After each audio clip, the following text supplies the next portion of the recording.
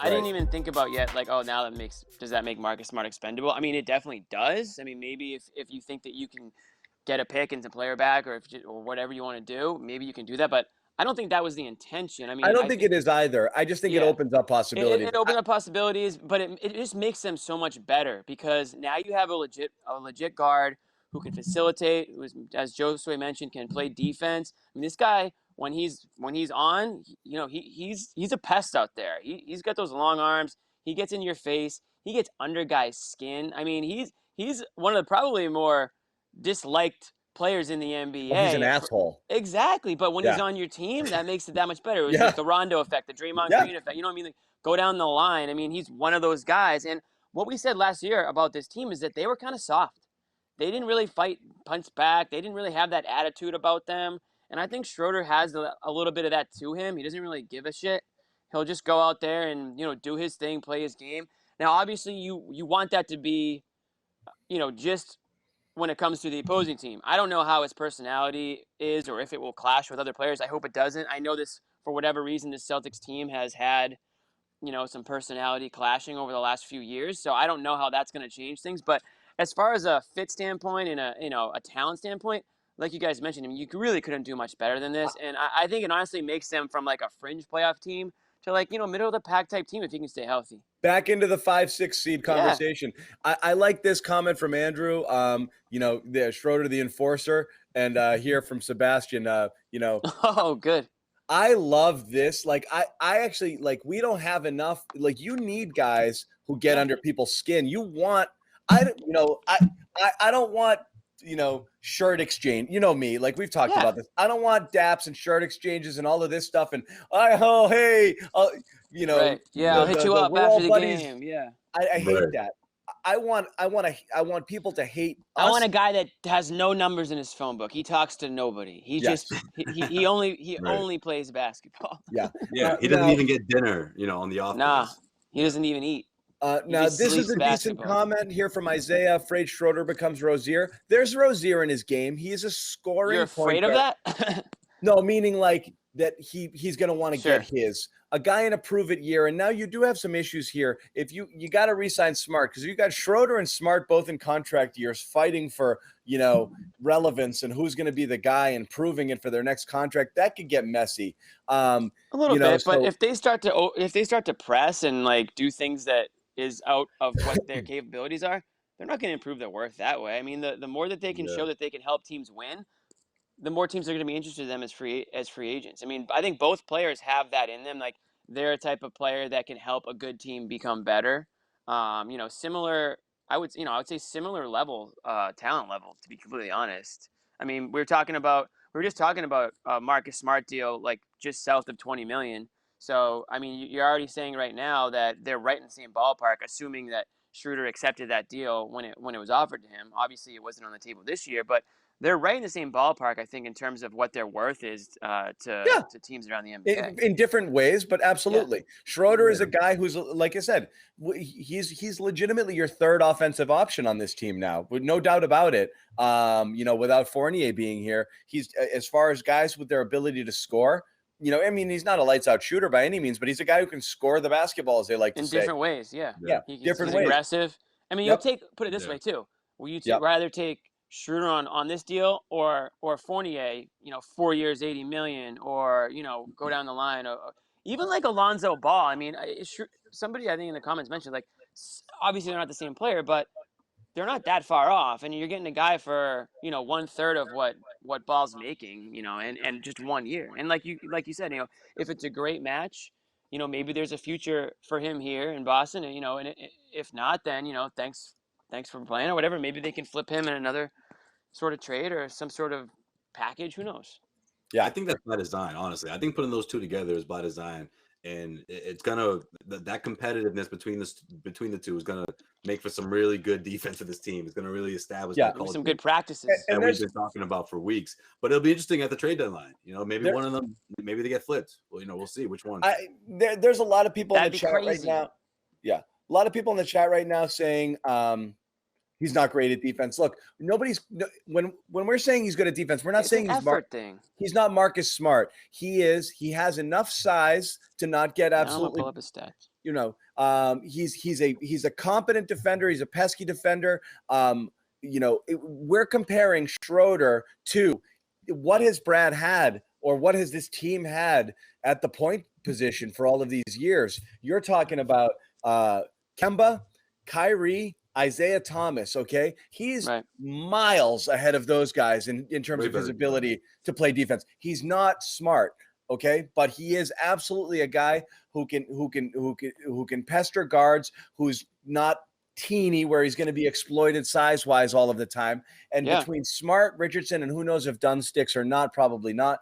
But Jalen, you can lock down the perimeter a lot better than you were able to before. And now you have, again, defensively, you can do more things with him out there, whether he's starting or coming off the bench. Now the great debate is going to be 27. He's not even that old either. 27. Yeah, well, also, right I was going to say for Schroder, I feel like it's more of an IQ thing, right? Like his reads, the way he can read an offense. I think that's where his strength lies on the defensive end. Yeah, Well, yeah, great debate here. Who starts in your mind's eye right now? I think there's arguments for both. I have an opinion, but what do you guys think?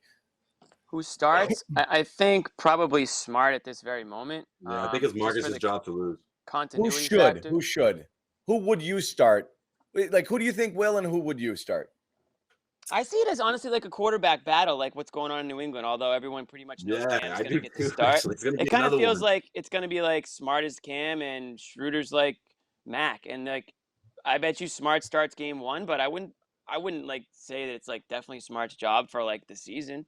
Depending on how things shake out. I mean, depends. I mean, I don't know. It's a good question. Obviously, I mean, I'm obviously guessing, but I just think you'll ruffle a lot less feathers too at the very beginning of the season.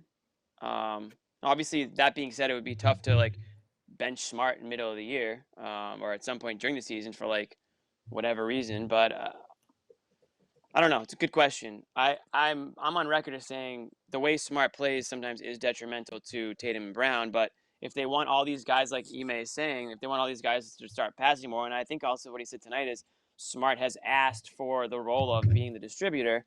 If he truly means that and he truly can, embrace that role and dish the ball to those guys more, then I'd probably give the slight nod to him. I want to see Schroeder with these guys before I just give him the starting job.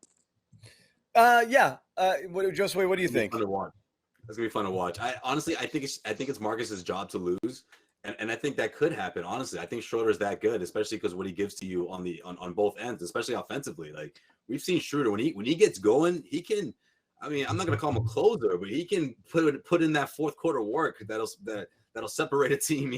That'll create the distance. And to your point, which you let off with so perfectly, might I add.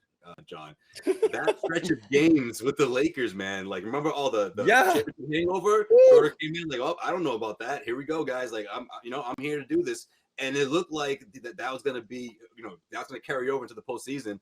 Obviously, it didn't. Injuries and COVID and things stacked up for the Lakers team as a whole. But I mean, was just going to ask that. For what it's worth, for that championship team. What he was doing throughout that stretch, it was impressive for sure. I was just going to ask that. Lady 2G stole my thunder. Not enough shooting. Really tough. Both start. Really tough spacing. They're both meh 3-point shooters. Yeah. And I don't like it. And then you're kicking Jalen to the 3 and Tatum to the 4. And I really think you want Tatum to be playing 3.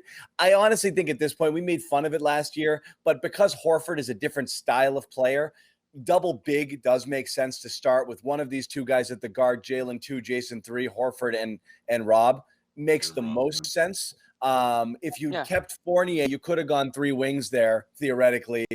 If you wanted to, and then just started one of the bigs and bumped another one to the bench. I don't know what you're going to do there because I also don't know what you're going to do for a bench big at this point.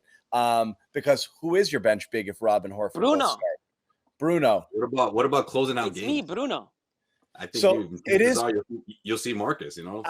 Dudley said this earlier, and if he wants to take a victory lap over it, I said this before I am still not against. I'm still not against this. I believe that Neesmith should start. That does, however, kick Tatum to 3 and Jalen to 3 and Tatum to He's 4. got to earn that though. He's got to But earn I that. just like the shooters. I don't hate that at all. But I again, think it he has comes. to earn that though. I'd be surprised if they. I think they're going to go double. I think they'll go double big. That's the safest lineup. But your rotations get a little funky. They're gonna What's listen. up, They're gonna experiment. They're gonna experiment. Agreed. You know, I mean, they've got all off season to figure out lineup different I know lineups you got they can work Ennis. with. Yeah, Sherrod, Bobby threw it out there. You know, he thinks he definitely comes off the bench. What do you think there? And again, I don't think it's a definite thing at all. I don't either. Yeah, And particularly if you're talking about a guy that you know in Marcus Smart, who has shown the ability to be impactful both as a starter and coming off the bench. Schroder, yeah, he did well in that 6-man role in the previous stop, but this is a different kind of team. And he's in a very different place. He's trying to get paid because he already let that ship go by. You need offense, and he provides it more so than Smart does. That's the thing. Is like, yes, Smart's a distributor, but like you just need more. You need more offense in that starting lineup. And Schroder is right now your third option. And one of the things we did talk, we actually got a chance to talk to Udoka today. And one of the things that he did say was that Marcus is going to have the ball in his hands more this year, which for some folks is like, no. But that's exactly what you want because you know what that means. He's going to be looking to pass more. That was pretty clear with Udoka's comments that they want Marcus to be more of a facilitator. And if he's got more shooters around, he's going to do that. So there were 2 comments I thought off of Ime, and you guys tell me your read, because that was one of them. Which was, and each one is like, and again, they were, like I said, they were a little compliment sandwichy, which is like, but it's spun positively, but it is a bit of a message, which is Marcus will have the ball a lot, and I expect him to be passing that ball, which is to say, there's not going to be any more 10 3-pointers coming from this guy under my watch. That's how I read that a little bit, which is we want him to have the ball, but then we want him to give the ball to other people. Right. And we don't want him to turn over the ball.